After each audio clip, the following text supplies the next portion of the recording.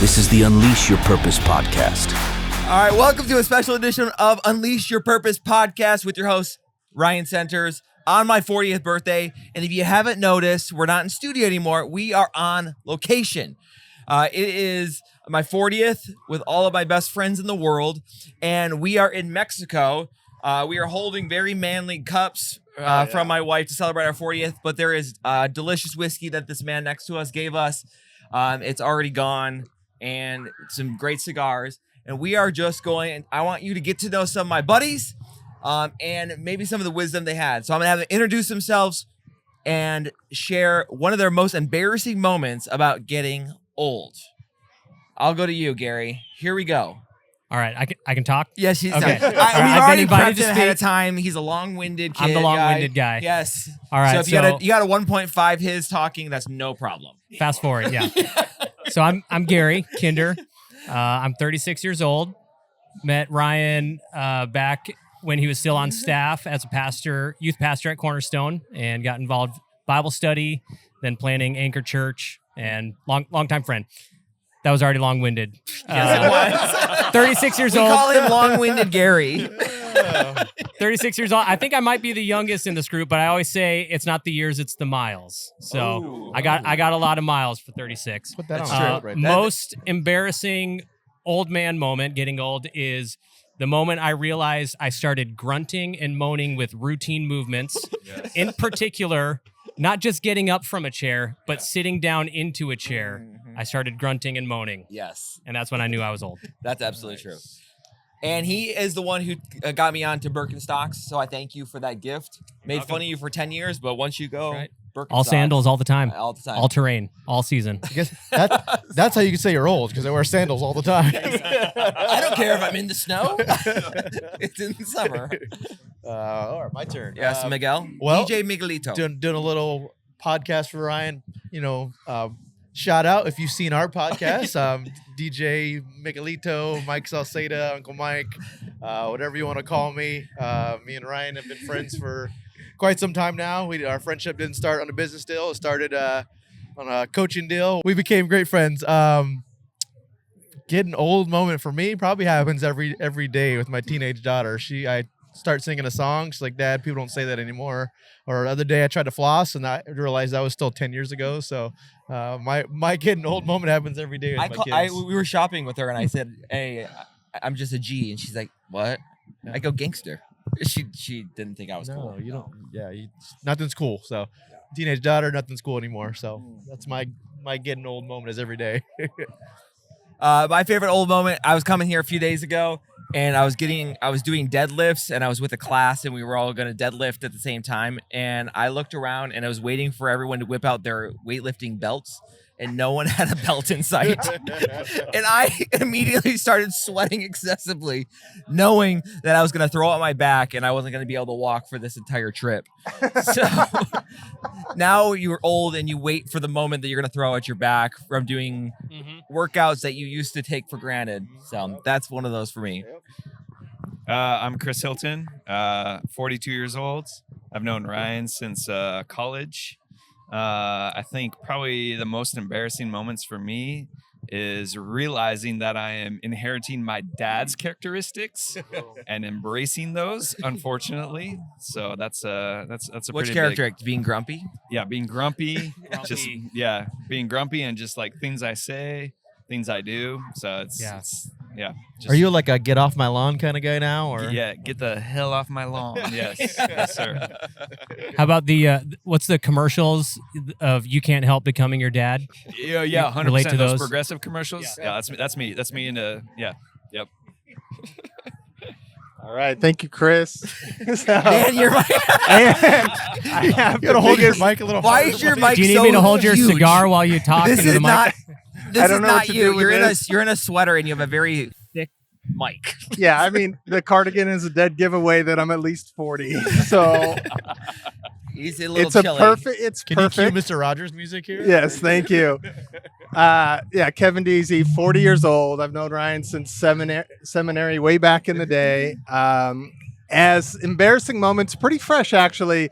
So I was scrolling through Instagram, kind of through, Christmas time, and all these gray bar, like things, advertisements kept popping up. Like, hey, take your grays away. I'm thinking, new year, new me. I'm 40.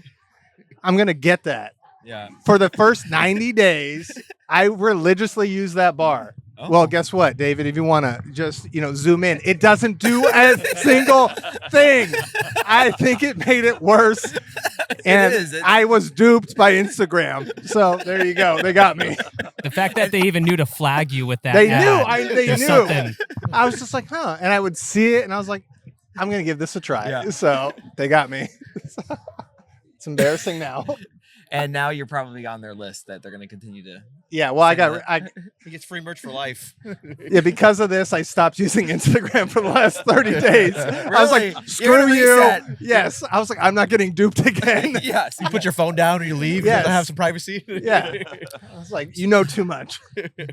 Thinking back, okay, we're here on the beach. One of our favorite things. We've all been here to Rocky Point before. We have, between all of us, we probably have like 30 kids that are down at the water. I mean, 9 of them are I think mine. yours 27 of them, right? Yes.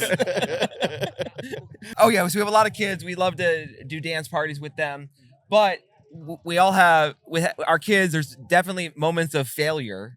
What were one of your can you remember any of your epic dad fails that you don't like to share, but you're going to share right now to everyone on YouTube? Are like a deep dad fail, or I mean, if you want to go deep, sure. All right, well, or it could be just no? funny and Well, this is superficial. not a deep dad fail, but definitely a dad fail moment that kind of lives on in our family. Was we were up at my in-laws' cabin up in Pine, Arizona, and we just had a heavy snowfall. So we're like, all right, let's bust out the sleds, let's go sledding. So we find this hill it's not super long, but it's steep. Yep. And my father-in-law gets my second oldest, Jackson, all lined up down this hill, and he's gonna launch him. I can't remember how old Jackson was, but pretty young, like 3 maybe. And I'm at the bottom of the hill, and I'm supposed to catch him. Okay, yeah. So he launches him, and very quickly it becomes apparent. Oh wow, he's going fast, like a lot faster than I thought it would have. And so all within about 3 seconds, I'm doing calculations in my mind, and I'm like, all right, if I just stop him, it's going to give him like whiplash, because it can't be a sudden stop. So I know what I'm going to do. I'm going to step to the side and gently guide him to a stop. And so I go step to the side, and I totally whiff. And not only do I fail to catch him, but on the video, I actually end up pushing him to the side, and he just totally wipes out down the hill. And I'm thinking about all those viral videos of like dad hero moments where dads have the heroic save from the game, and this was the total opposite, just total dad fail. And now you have an open investigation with the state. Still got license for foster care though. So. Yes. Mr. Miguelito, do you have one? Dad fails. I mean, so many. There is. Not, I've watched them happen. No. I think for me, it's more of just like, because I coach my daughters in their sports, so it's the borderline coach and father, and then sometimes those mix, and I'm really hard on my children on the field, and then the wife has to remind me, you're coach, not dad right now, and I'm like, I have to remind myself to push them hard, but not push them. I push them as a coach, not as a father on the field. So there's plenty of times where I go back, I'm like, yeah, I shouldn't have said those things, or I shouldn't have yelled that way. So it's just a constant, I guess not failures, but just remind yourself, like, hey, cool down a little bit, So you want to take care of your kids, but you need to. Yeah, there's that fine line where you want to push kids and make them better, but also that you want to, be there and care for your kids. We all probably grew up with hard coaches or hard fathers that pushed us. It's like borderline. Do I push them to the limit, or do I let them get there themselves? So you're always trying to figure that out, and what that line is. I think we can talk for hours about, are they coddled, and are they what's the word, spoiled, or are you trying to give them everything that you didn't have? And that's as father and great fathers that we're all here, I can attest to everybody here that we're wonderful fathers. But I think we all can share that, where it's like, all right, we're all successful in what we've chased in our lives. We're trying to give our kids all that, but also they have to earn their things. So are they going to be spoiled and entitled, or are they going to earn it, or are we going to give it to them? So I think, that's always the fine line for me. Yeah, that's great. Thanks for bringing it so deep. Yeah, Ryan, something we've talked about is, especially with our sons, kind of the calling up into manhood at a certain age. And I think that's a way that I've failed my sons is for every good characteristic, you can fall off the horse the other way. Yeah. And I was raised by a single mom, and I would see my dads during the summer, not a lot of big dad issues, and we have a great relationship now. But the times that I cherish the most with my dad are the times that he was harsh on me, actually, because even though it stung in the moment, that's like he was fathering me and he was calling me up into manhood. And so as a father, I've been very eager for those similar types of moments. Yeah. And so I was a little too eager and too premature, where even from way too young of ages, it's like I'm having too high of expectations and I'm too harsh on my boys because I want them to grow into good men, because those are the moments I cherish and wish I had more of. Yeah. Why don't you know how to hang this ceiling fan at 6 years old? He has a handyman business and he's expecting his 6-year-old son to get on a 20-foot ladder. That's the expectations we're talking about. Man up, son. Yeah. Man up. Yeah. So, no, that's been a good area that you've challenged me as a friend over the years. I don't know. But you're a good dad. You're a great dad. Yeah. Besides, I have so many failures. And so many great moments. I'm just kidding. But no, failures is watching one of our daughters who was young at the time come crawling into our bedroom while we were having mommy daddy time. That's always awkward. How'd that happen? And then I'm like, literally, we're like laying on top of each other still under the covers, because that's how mommy and daddy sleep, on top of each other. Always, every night. Always night. The door opens. Get off mommy, please get off my mom. Because if you don't move when they come in, it's totally normal. Phrase. Yeah. That's always really awkward. Had that happen, yes. I think for me is like sort of piggybacking off of Gary's point is, I like things a certain way. I'm a perfectionist in a sense. So it's like, if I want my son to mow the grass, it's got to be done a certain way. So it's hard for me to like let go and be like, hey, can you mow the grass for me? But you got to do it this way. You got to do the lines got to be perfect, or, you got to empty the bag a certain way. So for me, it's not necessarily like a huge failure moment. It's more like I need to let go and sort of let my kids experience, failure, or not even necessarily failure, but experience it for themselves and learn how to do it for themselves, and not me sort of like looking over their shoulder and be like, yeah, you got to do it this way. You got to do it that way. This is the way I like it. And I know that they're not going to be doing it the same way that I like it. So it's just, in a sense, it's just sort of letting that go and releasing that. I think that's probably a big thing for me, is just, letting go of that, releasing that for my kids to enjoy it. And then for them, they're going to always look back and be like, oh, I need to do it this way because my dad told me to do it this way. And that's not going to be fun for them because it's not their way and they're not enjoying it in their own sense, in their own way. Yeah. And so I think that's... So for you, it sounds like you're trying to get your perfectionism under control and be able to let your kids fail and do it their way. Exactly. Because your son's highly creative. Exactly, has his own personality. Yeah. And doesn't want to do it dad's way. Exactly, He watches dad every second. Yeah, okay. Completely. Yep. Yeah, exactly. Yep. That's great. Yeah. Professor DC. We call him Professor DC, theologian DC. He's not. I'm a doctor, but he's not. But if he was he could be a doctor. Thank you. Yes. With enough time and effort. Yes. Thank you. Yeah. I'm only 40. Only 40. So it's ironic enough. One of my fails came. I was deep in, the seminary, thinking high theologically, and I remember my oldest son. He said something to the effect like, "I'm bad," and he was probably 3 or 4, and I said, "Yeah.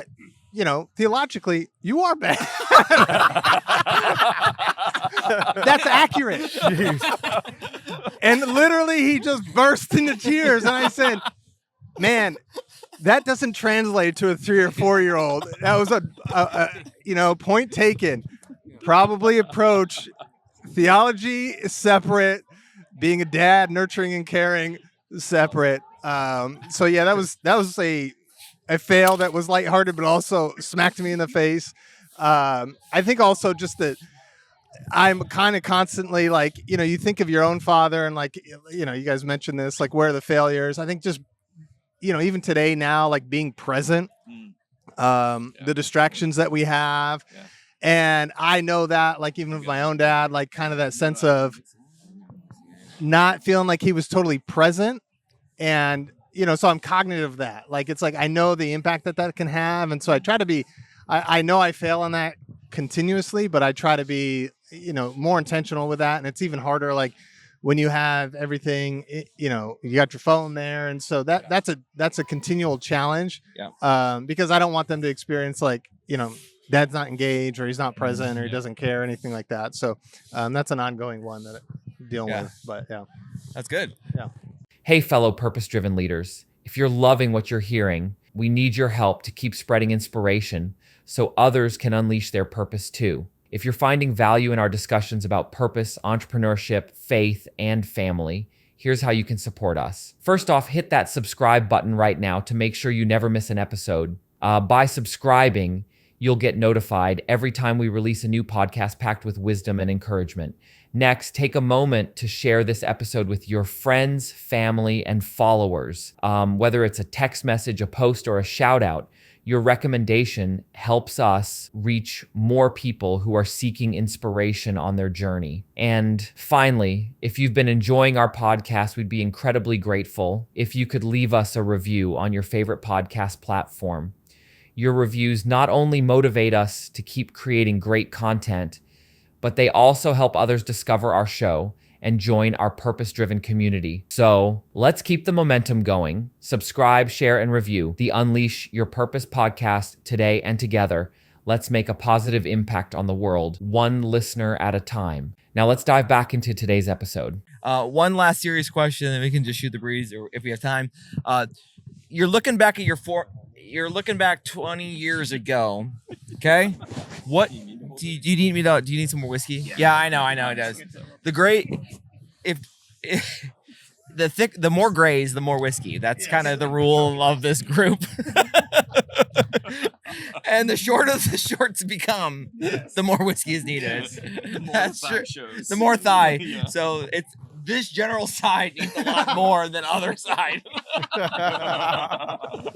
His thigh, he don't need nothing. He's like good to go. Yeah. So yeah, this is clearly very productive. So what was the question you were getting? The question, yes, thank you. Okay, we're looking back at ourselves. What advice would we give ourselves now if we could give? What advice would we give ourselves 20 years ago with the wisdom we know now? What would we tell ourselves? You want to start? Does that make sense? Like, like there's good things of like. I was thinking about this the other day. I think I would tell myself what I do now that I didn't do in my 20s, and that's chase God's approval, not the world's approval. Ooh, yeah, that's good. When I became a young dad, a young husband, still growing up. It was in my 20s. I was still, by all means growing up, but I chased the world's approval. I wanted the big paying job. I wanted to still look good for everybody else, and I wanted everything else to prove how I am, right? Yeah. But when I finally gave, my life to the Lord and everything to the Lord, now I chase God's approval. I'm chasing after God. Like, I'm chasing how do I become, a better man every day, so I can show those two daughters that I have that, any man that is going to try to chase after you in their life, that they better be better than me. And so if I want that, I need to chase God's approval, and every day, not perfect, and it's a hard job, but I think if I chase that, I'm doing good, good. So I think that's the biggest thing for me. I tell myself, but you also think too, if I would change my 20s, I wouldn't would I be in the same position I am now? Everything happens for a reason. God places certain people in your life, puts certain things in your life where you grow up and you learn from it. So, yeah, I think I tell myself chase God, not the world, and let God change you, not the world change you. And if I'd have known that when I was 20, then That's great.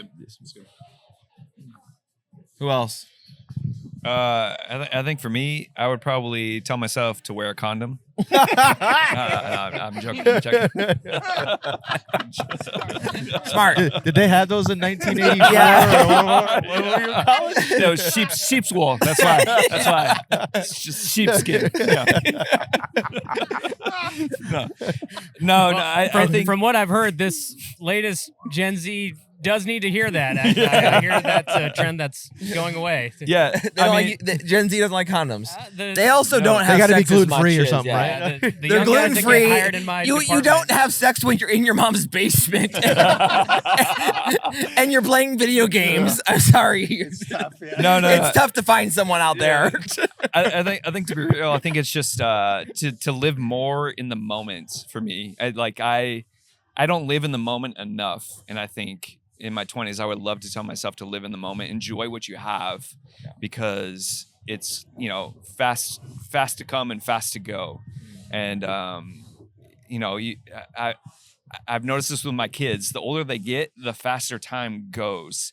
And it's just, to spend more time with them, to be more present with them, to be more deliberate with them, and just, really embrace what you have and what God has given you, because it's unique. It's unique for everybody. Everyone has their own unique situation, and you need to make that, your own, and make that your special thing, what God has given you, regardless of if it's not, what he has or she has, or, whatever it is. Everyone's going to have something different. It's just your own thing is your thing, embrace that and enjoy that. Don't try to chase what is this and that and everything else. It's just enjoy it and be in the moment. I think that's it. Yeah. It's a good word. Yeah. I think for mine, maybe similar in the vein. I can remember like being my 20-year-old self. I think it was the day after I turned 20. I moved to California. So I grew up in Arizona, native to Arizona. And yeah, I think if I could go back to that 20-year-old, I would say like that God loves you more than you can imagine. I think I've beat myself up on terms of just like, hey, not good enough or this or that. And it's just like to really, I think to your point, like enjoy the process and enjoy the moment along the way, but also like God is just ridiculously in love with you. He is gracious, and like you can just learn to accept that rather than try to earn that. I'd say you would be able to make a lot, just enjoy the gift that he's given you in life. That's right. A lot quicker. And so that's definitely what I would tell myself if I could go back in time. That's good. Yeah, I would, in kind of a very practical sense, tell myself 20 years ago, don't chase a title or something that you think is going to be cool and get tunnel visioned on it, but take a moment to take a step back and think about what are you actually good at and what's actually a good fit for you. So speaking specifically to career and a career change that I made, my first career, I experienced failure. And it was because from the time I was 12, I just decided it would be cool to go into this career.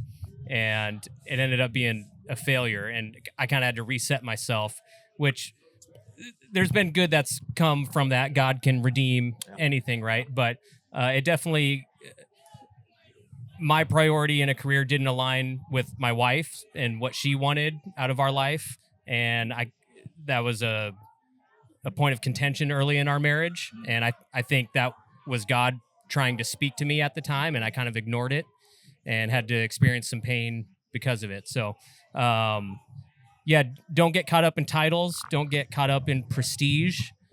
Like you were saying, no one else's approval matters. Only your wife's and your God's approval. Find what you're good at, and you tend to end up liking what you're good at. Go figure. And learn a trade, learn a practical skill. We have a podcast coming up soon talking not about all just that. a social science degree. I changed my light Sorry bulb. if Does that's that count? triggering. I am triggered by you, Gary Kinder. Speaking of that, before you go, can we show off these tattoos of yourself that you have all over your body? Yes. So you know. So my wife, I have a great wife. I'm not gonna say anything. We were in this exact place in Rocky Point a year ago. It was Father's Day. I had 9 kids. I was just coming in, like I just had 4, and then we went to 9 weeks later. And I'm not saying this is a big deal, but you know what? No one said Happy Father's Day 4 hours when I woke up. I'm not salty, and it wasn't a point of contention. He was on the lookout for it. I was on the lookout. When I woke up this morning, there was singing, there were tattoos, there were decorations. I feel good about myself today, and plenty of She whiskey. totally redeemed herself. I know. Redemption. Yeah, redemption. So now you have What tattoos I all would over your tell my body, huh? 20-year-old self. I won't show the camera my tattoos out of you. Yes. Yeah, he has so many tattoos of me on him that I can't wait. I have your face somewhere where Yeah, you can kiss mine. One is circumferential, I believe is the word to describe it. don't mind that. That's our wives in the hot tub. Yeah, You know, so they really are excited because the longer we're up Yeah. here on the they're like, balcony. yeah, go do your podcast up there. Stay as long as you want. Yeah, exactly. I would tell my 20-year-olds, what I want to end with is like, you're noticing that there's a lot of similarities here with the story. Is you have 5 guys that are still in love with their wives, that have great kids, not perfect, and definitely not perfect husbands. But as we reflect back to the last 20 years and 2 decades, we would be more intentional with our lives. Yeah. More focused on God, purpose, finding significance, knowing who we are. Yeah. And that is such a value, because so often we chase things in this world that are so insignificant. Yeah. When in reality, we should really be chasing these deeper things that matter. I shared on my last podcast that one of my 40-year-old learnings is I think of my life as a jet ski. We were on this ocean a year ago, and I was riding a jet ski with my son in the back. We were whipping around. We were racing. I was racing Mr. Kinder over here, and we were going full speed. And I turned my jet ski on a dime, and the water went everywhere. My son went flipping off the jet ski. My insulin pump went flying into the ocean. Real loss in the that real there. loss was the $5,000 insulin pump that went flying in the ocean. But what I learned in that moment is, 1, don't race this guy because he will not stop. But number 2 is that like life is I treat life like a jet ski so often that I want to turn and change direction so quickly. But in reality, like life is more about a pontoon boat. I know this is a really stupid analogy, and you told me this morning, is like slow and steady. Him and I go fishing on our pontoon boat, and when we're going into a cove, into a canal, you can't turn this pontoon really quickly. Yeah. It's got to go nice and slow. And you're looking up and you're seeing the scenery, you're looking at the beauty of the world, and that is life. That is the significance that we should have. 1, you say present in the moment, knowing that you're loved by God, knowing that you are accepted, that you can find this purpose, that you should pursue God with everything that you have. Those are the things. So it's looking back at the scenery and embracing the slow, the mundane, being faithful and consistent to what you have. Those are the things, being present in the moment. And that's the stuff that really, really matters, that I wish I could tell my 20-year-old self. Yeah. So, 100%, yeah. Yep. So, gentlemen, to my 40th birthday, I want to thank you in these little tiny pathetic cups that were for the children, because the resort doesn't have whiskey glasses. Do you not have any? You look so manly with these I look so things. manly right now. At least you're holding a cigar. Thank you, boys. Happy birthday. Thank you. Yeah, thank you. Happy Hey. birthday. Said happy birthday. Oh, Yeah. good. I wasn't forgotten. Oh, okay. I expect a handwritten letter this year, Mr. DC. Of course. Of course. You can confront him with the biblical truth. of how broken he is. Yes, theology is coming. Yes, it is. Every note he writes me, it's like once a decade. But when I get a note, there are at least 12 Bible verses to reflect on for the next 5 years. Thank you. Yeah, you were welcome. you were going through it last year, and Kevin's like, well, theoretically, you are mad. You know what? Enough about me. It's about you. And if you lasted this entire episode, you need to hit that subscribe button. 93% of you listen but do not subscribe. So click the subscribe button, share this with your friends. Until next week, may you unleash your purpose. You can pop. This is the whiskey, so you can profit in business, faith, and life. See you next week. Thanks for joining us for the Unleash Your Purpose podcast. Be sure to like, subscribe, and leave a review. We'll see you next week.